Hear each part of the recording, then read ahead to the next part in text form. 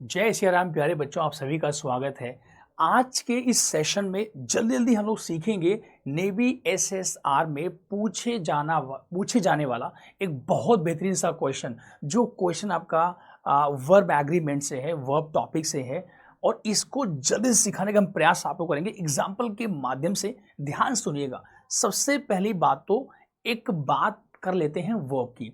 Verb दो type की, एक होती है वर्ब सिंगुलर, एक होती है verb plural. Is singular, are plural. Is कब आएगा? जब आपका जो करता है वो अगर मीन्स एक है, अगर वो है सिंगुलर तो राम है तो इज आएगा, श्याम हो तो इज आएगा, ही है तो इज आएगा, और फिर आपका श्याम है तो इज आएगा। क्लियर है? और अगर राम एंड श्याम है तो आर आएगा, बॉयज है तो आर आएगा, गर्ल्स है तो आर आ जाएगा। क्लियर है? Was singular, were plural. एक गर्ल है तो वाज, गर्ल्स है तो वर। ठीक है? Has singular, have plural. ठीक है? टीचर है तो हैज, टीचर्स है तो हैव। और एक बात और, अगर किसी मेन वर्ब में एस या ईएस लगाए, जैसे गोज है, नोज है, राइट्स है, टीचेस है, सिंग्स है, डांसेस है, ईट्स है, अगर किसी वर्ब की फर्स्ट फॉर्म में लगा है एस और ईएस तो ये वर्ब आपकी होती है सिंगुलर। बच्चा क्लियर है? और अगर केवल गो है, अगर केवल वर्ब की फर्स्ट फॉर्म लिखी हो, जैसे गो, नो, राइट, कम, डांस, टीच, वॉक, ईट, तो ये होती है वर्ब प्लूरल। यानी कि अगर राम है तो राम गोज होगा, अगर बॉयज है तो बॉयज गो होगा, अगर ए टीचर है तो नोज होगा, और टीचर्स है तो नो होगा, अगर सिंगर्स है तो सिंगर है, ए सिंगर है तो सिंग्स होगा, और अगर सिंगर्स है तो सिंग होगा। क्या इतनी बात क्लियर हुई? अच्छा, अब आगे चलो। देखो, सबसे पहला पॉइंट, एक रूल होता है क्या, वन ऑफ के बाद नाउन होगी प्लूरल, वर्ब होगी सिंगुलर। हमने क्या बोला? बहुत ध्यान सुनिएगा, बहुत इजी क्वेश्चन है बच्चा, कुछ खास नहीं है। वन ऑफ के बाद क्या होगा? नाउन होगा सिंगुलर। ठीक है? वन ऑफ के बाद नाउन, वन ऑफ के बाद नाउन होगा प्लूरल। टीचर्स में कोई दिक्कत नहीं है, लेकिन बच्चा वर्ब होगा सिंगुलर, तो आर की जगह पे यहां पे कर देंगे आप इज। फिर से same question, one of my brothers have gone today. One of के बाद ब्रदर्स नाउन होगा प्लूरल, कोई बात नहीं है, लेकिन बच्चा वर्ब होगा सिंगुलर, तो आप हैव का फट से हैज, इसमें कोई दिक्कत नहीं होगी शायद। वन ऑफ के बाद noun is plural, one of your friends में कोई दिक्कत नहीं, क्लियर है, लेकिन वर्ब विल बी सिंगुलर, तो वर्ब को कर देंगे फटाफट वॉज। क्या इस क्वेश्चन में कोई दिक्कत शायद नहीं होगी? वन ऑफ के बाद नाउन प्लूरल, वर्ब सिंगुलर। बच्चा क्लियर है? अब आगे आ जाओ, अगले क्वेश्चन पे आ जाइएगा। अगर किसी सेंटेंस में क्या आ जाए बच्चा, अगर किसी वाक्य में हु आ जाए, अगर किसी वाक्य में विच आ जाए, या अगर किसी वाक्य में दैट आ जाए, तो एक क्वेश्चन आपका जो बनता है कि जो दैट के बाद आने वाली वर्ब होती है, वो जो वर्ब है जो दैट, विच या हु के जस्ट बाद आती है, वो किसके हिसाब से होगी? तो जो दैट, हु या विच के जस्ट पहले आएगा, जिसे आप कहते हैं एंटीसीडेंट। क्या? दैट, हु या विच के जो जस्ट पहले आते हैं उन्हें कहते हैं हु, विच या दैट के एंटीसीडेंट। इनके हिसाब से हु या विच या दैट के जस्ट बाद आने वाली वर्ब होती है। अब ये क्वेश्चन आपका बनता है वन ऑफ को फ्रेम करके। जैसे अभी आपने पढ़ा कि वन ऑफ के बाद नाउन प्लूरल, वर्ब सिंगुलर। अब उसको भूल जाओ, क्यों? क्योंकि अब यहां पर वन ऑफ के साथ एक बात और भी लिखी है। वो क्या लिखी है? वन ऑफ के बाद यहाँ पे हु है, यहाँ पे आपका विच है, और यहाँ बच्चा आपका दैट लिखा हुआ है। क्या करना होगा? हमने क्या लिखा है? वन ऑफ के बाद चाहे हु सेंटेंस में विच या दैट कहीं भी आए। अब इसमें आपको क्या फॉलो करना पड़ेगा कि जो हु के जस्ट पहले होगा, जैसे गर्ल्स है, अब गर्ल्स हु का एंटीसीडेंट है, तो जो हु के बाद आने वाली वर्ब होगी वो हु के जस्ट पहले वाले शब्द के अकॉर्डिंग। अब गर्ल्स एक से ज्यादा है तो क्या हैज होगा हु की बात? नहीं सर, हैव होगा। तो फटाक से आप हैज को यहां पे फट से हैव कर दीजिएगा। नेक्स्ट क्वेश्चन सेम है। अब वन ऑफ के साथ में विच लिखा हुआ है, अगर केवल लिखा होता वन ऑफ द टॉपिक्स तो फिर वाज आपका सही था, लेकिन क्या करें कि यहाँ पे विच लिखा हुआ है। अब विच के जस्ट बाद जो वाज वर्ब आएगी किसके हिसाब से आएगी, जो विच के जस्ट पहले होगा। भाई क्या है जस्ट विच के पहले, बच्चा विच के जस्ट पहले आपका लिखा है टॉपिक्स, टॉपिक्स एक से ज्यादा है, इसलिए क्या होगा, अब वाज की जगह पे आप फटाफट कर देंगे वर।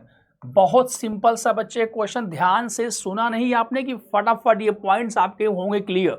आगे देखो, one of the best students that has come, फिर से वही कहानी मेरे जुबानी। सेंटेंस में अगर हु विच या दैट का इस्तेमाल होता है तो हु विच या दैट के जस्ट बाद जो वर्ब आती है किसके अकॉर्डिंग, अब इसमें वन ऑफ को भूल जाओ, दैट के पहले क्या है, दैट के पहले स्टूडेंट्स जो कि इसका एंटीसीडेंट्स है, एक से ज्यादा है तो क्या हैज होगा, नहीं गुरुजी, यहाँ पे हैज की जगह पे आप इस्तेमाल कर देंगे हैव का।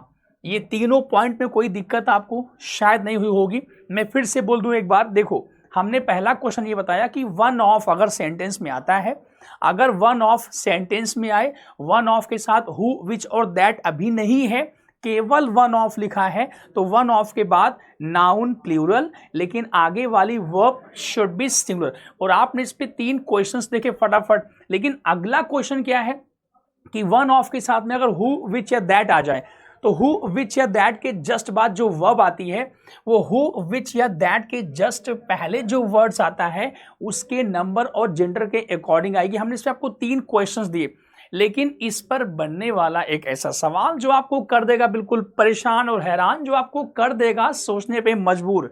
देखिए ये सवाल देखिए जरा, इसका जवाब क्या होगा, है तो कुछ वैसा ही कि वन ऑफ भी लिखा हुआ है, आगे आपका दैट भी लिखा हुआ है, और अभी जो देखा आपने प्रीवियस एग्जांपल्स जो देखे कि भाई दैट के पहले क्या है, बुक्स है, तो भाई बुक्स के हिसाब से क्या आर आएगा, हाँ सर आना चाहिए। लेकिन एक बात ध्यान रखिएगा, इसमें एक स्लाइड चेंज है, क्या है कि भाई इसमें one of the books that नहीं है, बल्कि इसमें ओनली वन ऑफ लिखा हुआ है।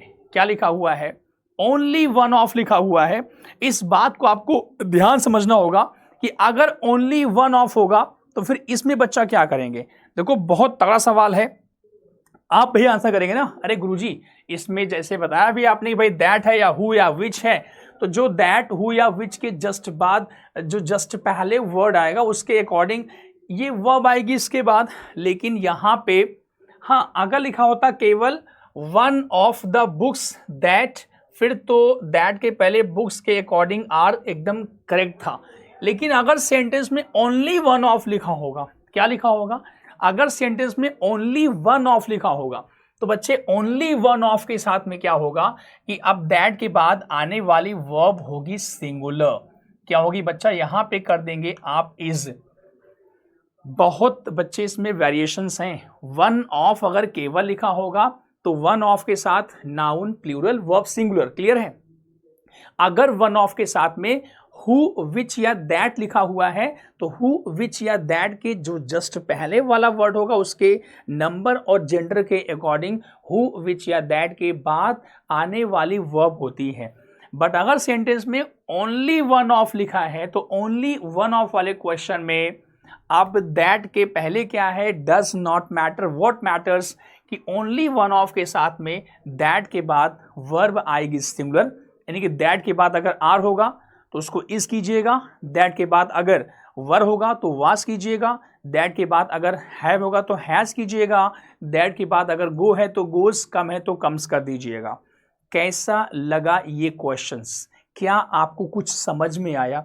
आशा करता हूं कि अगर आपने इनको ध्यान से सुना होगा तो ये चीज़ें आपको क्लियर पक्का हुई होंगी। बेहतरीन से क्वेश्चंस हैं, बहुत बार पूछे गए हैं, पूछे जा सकते हैं।